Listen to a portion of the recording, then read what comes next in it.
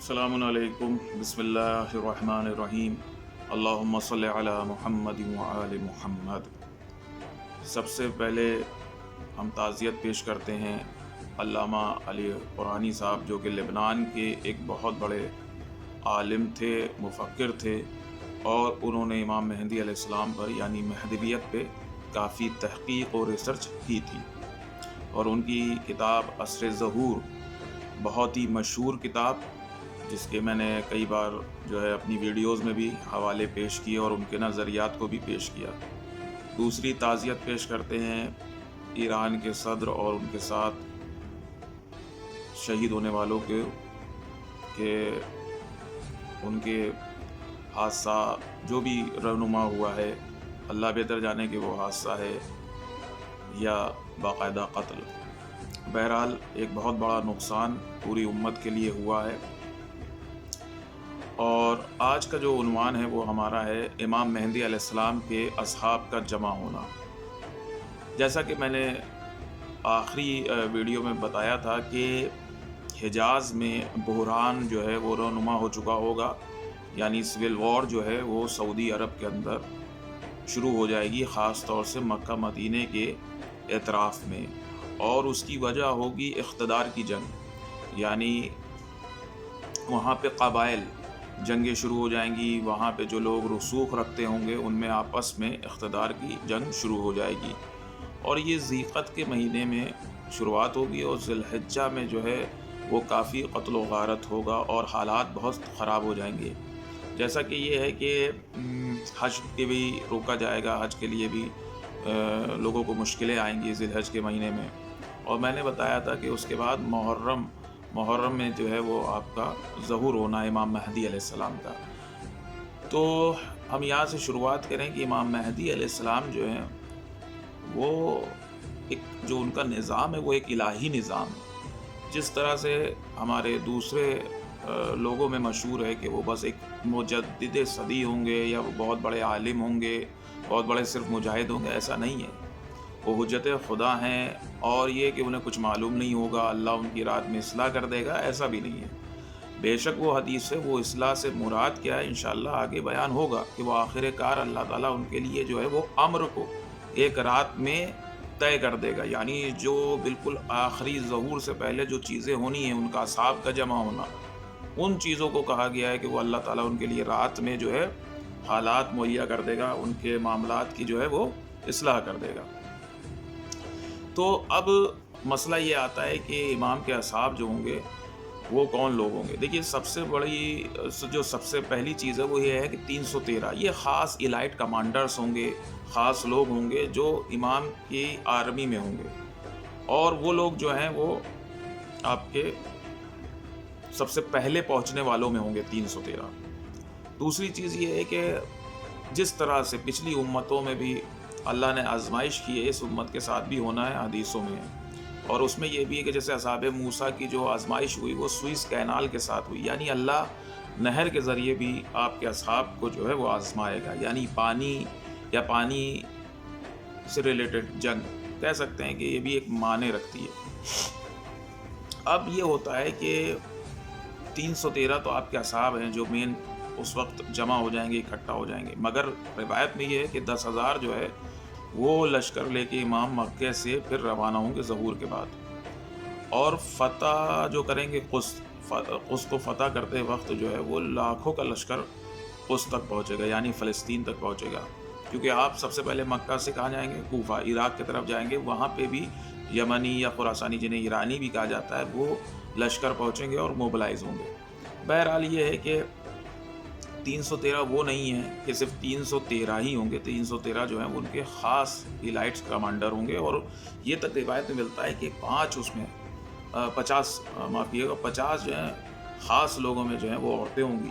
और यहाँ तक भी मिलता है कि 13 उनमें जो होंगी वो ज़ख्मियों की तीमारदारी करेंगी। मेजॉरिटी जो होगी यानी अक्सरियत जो होगी वो जवानों की होगी आपके लश्कर में।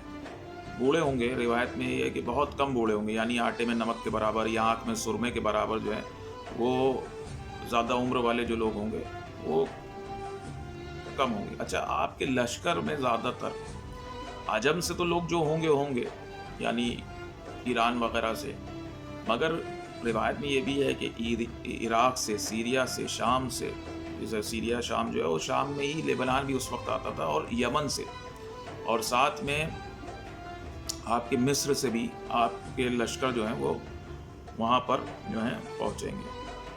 اچھا، آپ کے جو اصحاب پہنچیں گے ان میں 3 جو ہیں وہ طبقے ہو جاتے ہیں، یعنی 3 کیٹیگری ہے۔ ایک تو وہ ہے کہ جو زمین کے راستے وغیرہ مکے میں داخل ہوں گے، دوسرے وہ ہیں جو بادلوں میں جو ہیں اڑ کر ہوا کے ذریعے پہنچیں گے، حدیث میں ہے، اور تیسرے وہ ہیں جو رات میں اپنے بستروں پہ سوئیں گے، اور جب ان کی آنکھ کھلے گی تو وہ مکے میں موجود ہوں گے اور امام کو پالیں گے۔ پوچھا بھی گیا کہ ان میں سب سے افضل کون لوگ ہیں، تو بتایا گیا کہ وہ جو بادلوں کے ذریعے امام تک پہنچیں گے۔ اب اور ان کے نام اور ان کے باپ کے نام لوگوں کو معلوم ہوں گے۔ تو یہ روایت جو ہے 2 طرف اشارہ کرتی ہے۔ ایک تو یہ ہے کہ بھائی ہم اسے اعجاز کہہ لیں، کرامت کہہ لیں کہ وہ بادلوں میں اڑ کے جائیں گے، اور دوسری چیز یہ ہے کہ اس وقت میں ہوائی جہاز نہیں تھے، تو ہوائی جہاز کے ذریعے یا ہوائی سیاروں کے ذریعے جو ہے وہ آپ تک پہنچے، اور باپ کا نام۔ تو کچھ لوگ جو ہیں وہ ممکن ہے کہ جہاز کے ذریعے، ایروپلینز کے ذریعے جو ہے وہاں تک پہنچے۔ اچھا، پوچھا گیا کہ ان میں افضل کون لوگ ہوں گے، تو آپ نے بتایا بھی کہ وہ لوگ جو ہوائی راستوں کے ذریعے، بادلوں کے ذریعے جو ہے آپ تک پہنچیں گے۔ ممکن ہے کہ وہ لوگ ہوں کہ جو آپ کے ظہور سے پہلے بھی امام مہدی علیہ السلام کے لیے مختلف جگہوں پہ رہتے ہوں اور ان کے لیے زمین کو ہموار کر رہے ہوں، یہ ممکن ہے، اس لیے، اور یہ اس وقت کے ابدال ہوں، یعنی امام علیہ السلام کی طرف سے یہ منتخب کردہ لوگ ہوں زمین کے مختلف حصوں میں، خطوں میں، اور جب امام کا ظہور ہوگا تو یہ پہنچیں گے۔ اچھا، ان کا نام اور ان کے باپ کا نام لوگوں کو معلوم ہوگا یا درج ہوگا، اس سے ممکن ہے مراد ہو پاسپورٹ کا ہونا، کہ آپ لوگ پاسپورٹ کے ذریعے سفر کریں۔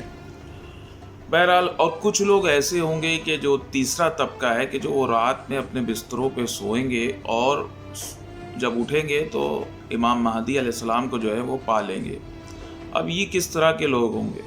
یہ جو لوگ ہوں گے وہ اس طرح کے ہوں گے کہ جیسے تقویٰ، پرہیزگاری اور متقی لوگ ہوں گے، معرفت ان لوگوں کو ہوگی، مگر شاید انہیں بھی نہیں پتہ ہوگا کہ اللہ ان کو اس رات چنے گا اور منتخب کرے گا اور امام مہدی علیہ السلام سے جو ہے وہ جا ملائے گا۔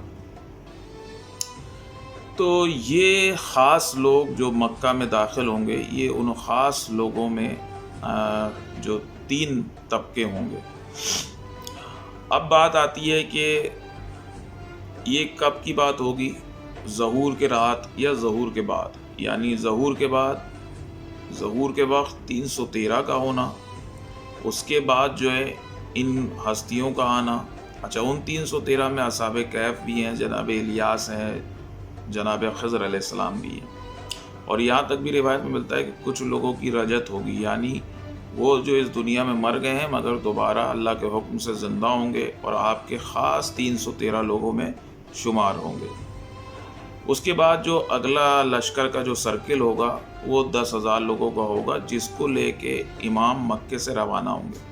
اب ہم آتے ہیں ظہور سے پہلے۔ ظہور سے پہلے جو ہے مدینے میں امام موجود ہوں گے، اور یہ غالباً مہینہ ذی الحجہ کا ہوگا۔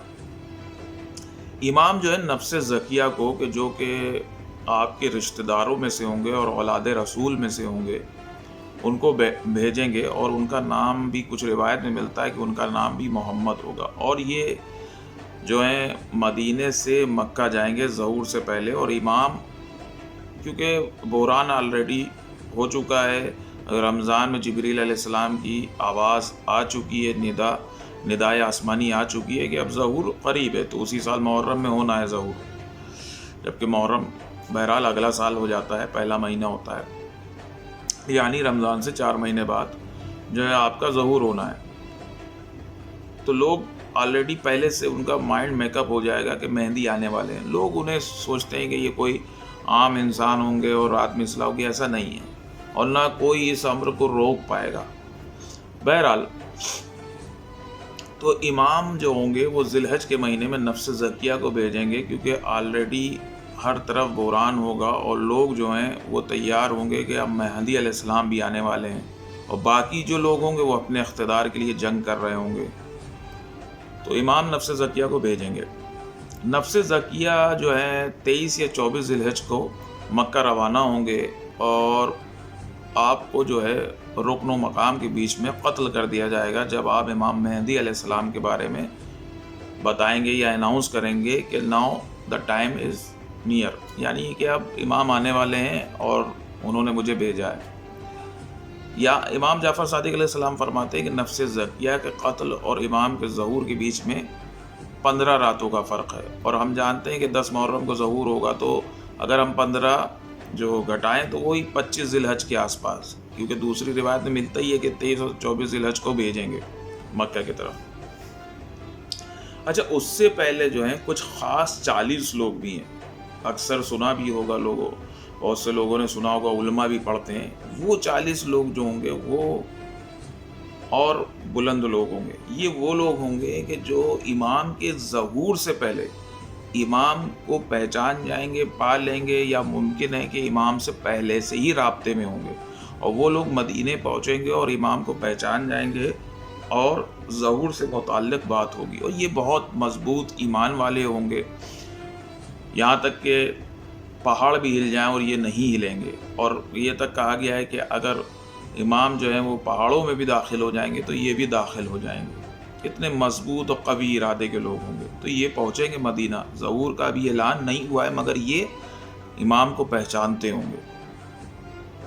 اسی طریقے سے کیونکہ لوگوں کو پتہ ہوگا، اسی طریقے سے کہ یوں سمجھیں کہ بات عام ہو چکی ہے کہ اب مہدی علیہ السلام کا جو ہے وہ ظہور قریب ہے، تو اس وقت کی جو حکومتیں ہوں گی، پاورز ہوں گی، ان کی بھی انٹیلیجنس اور جاسوس جو ہوں گے وہ جو ہیں وہ ہر جگہ پھیل جائیں گے اور پتہ لگانے میں لگ جائیں گے کہ آخر کار ہیں کہاں.